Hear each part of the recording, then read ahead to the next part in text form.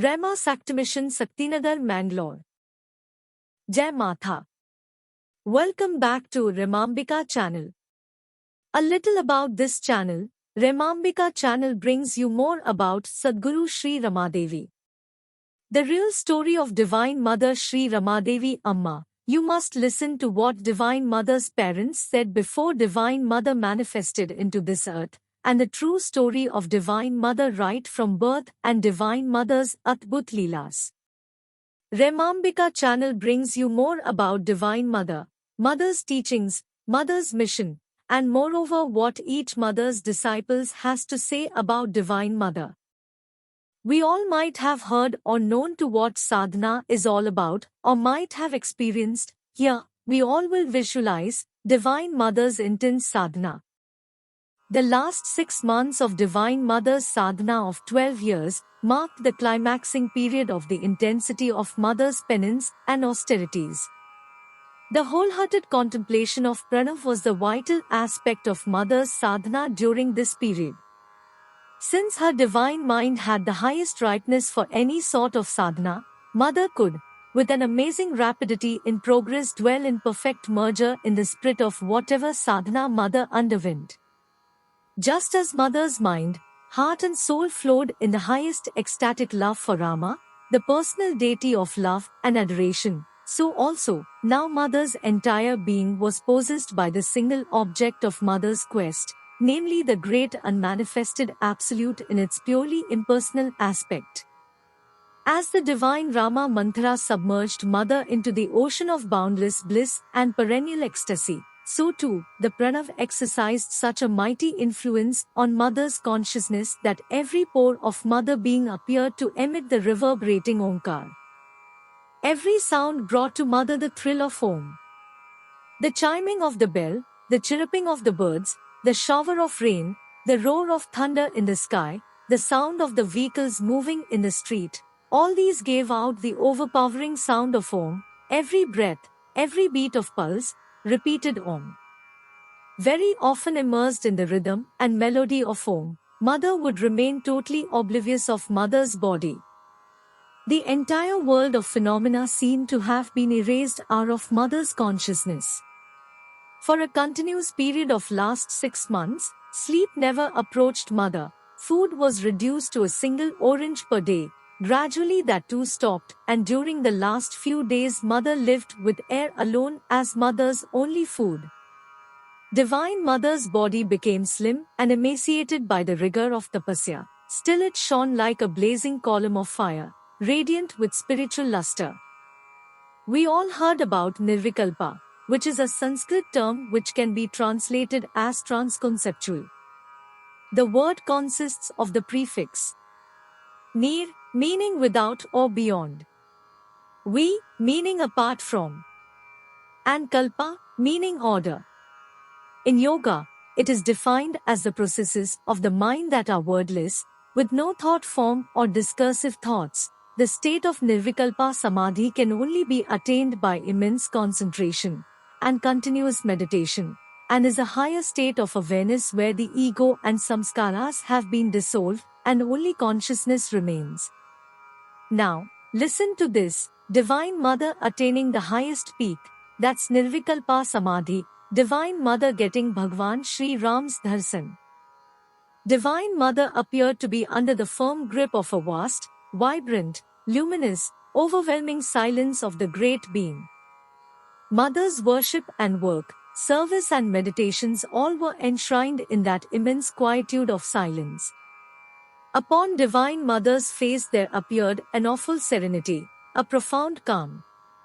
Those who saw Mother during that period knew well that they were seeing a shadow of Mother's outer personality, Mother's true self having been withdrawn into the deeper recesses of Mother's infinitude.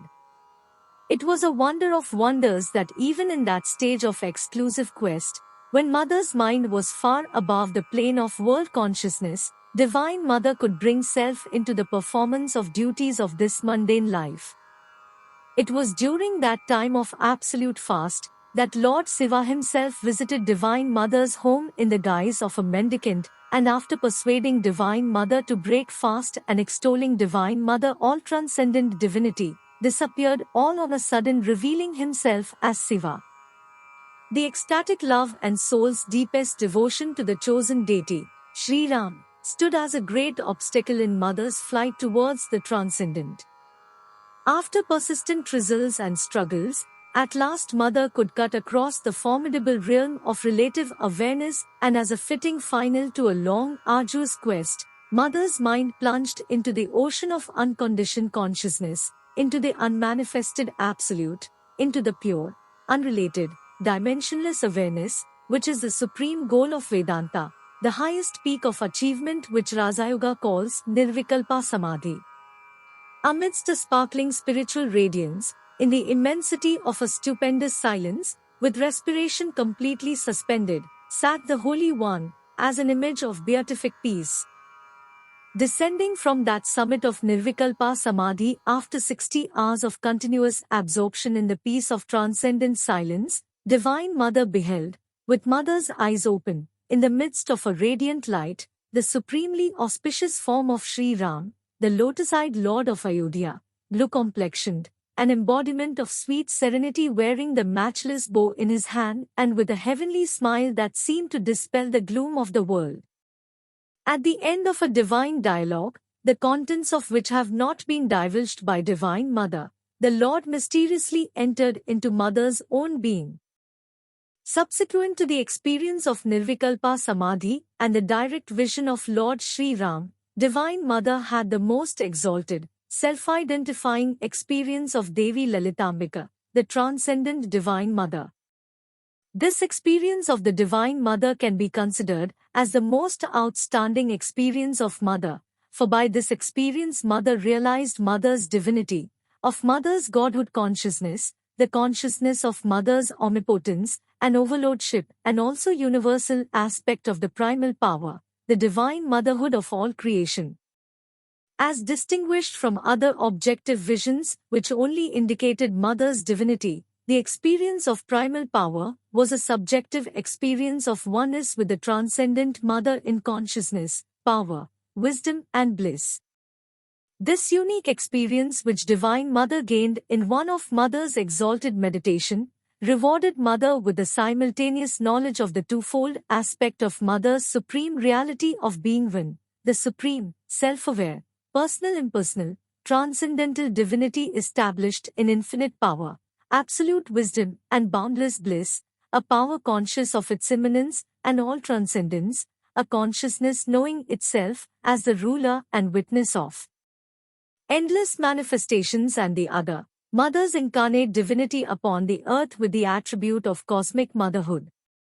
With the experience of Nirvikalpa Samadhi, the pinnacle of the realization of the truth of Advait Vedanta, and with the sublime experience of the imperious Mother Lalitambika, Divine Mother Rama Devi emerged into a perfect embodiment of both the supreme quiescence of the impersonal, unqualified Brahman and the auspicious attributes of divine motherhood, with a consciousness widened into infinity and a heart embracing the whole universe with the limitless love of cosmic motherhood.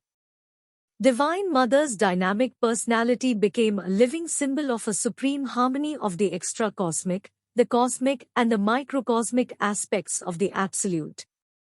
From the next part onwards, begins Divine Mother's active ministry of compassion for the moral and spiritual regeneration of human society. From the seclusion of the private home, Divine Mother emerged as the teacher, the mother, and the savior, all in one.